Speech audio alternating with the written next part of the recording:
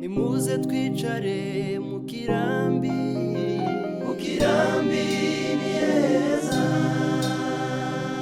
Bimenyera kiburuga mwese nimuze tuje Mukirambi ni heza. Mukirambi.com, Mukirambi TV 1. Welcome to this new segment where we bring you all the top stories of the past week only here on Mukirambi TV 1. We begin in Minembwe, Eastern Democratic Republic of Congo, where reports indicate that heavy shootings occurred in the area of Midegu on June 10, 2026. According to local residents, several civilians were injured during the attacks, including a 2-year-old child whose arm was reportedly amputated following several injuries sustained in the violence. Witnesses say numerous homes were destroyed, while schools in the affected area were also damaged. Several students were reportedly injured. Residents describe a growing humanitarian crisis, with many civilians living in fear and trauma as attacks continue to affect the region.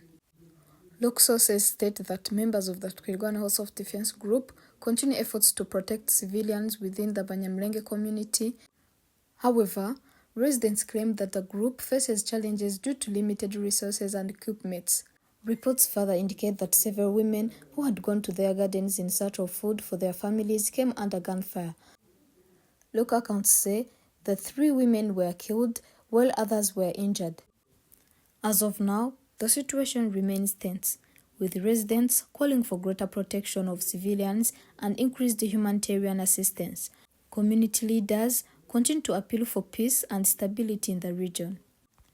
In a related development, interviews conducted on June 12th with the civilians in Minembwe have provided further insight into the impact of the recent violence. The mother who witnessed the attacks described the scenes of fear and destruction.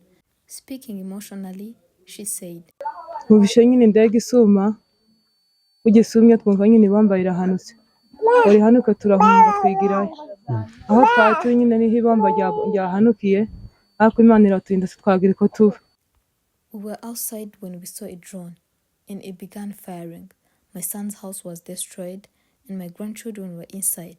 Thankfully, they survived. Many homes were damaged and we have nowhere else to go. We are living in fear and we only ask for justice and protection. Residents interviewed expressed concerns for their safety and appeal for international attention to the ongoing situation. Many are calling for humanitarian support and urgent measures to protect civilians affected by the conflict.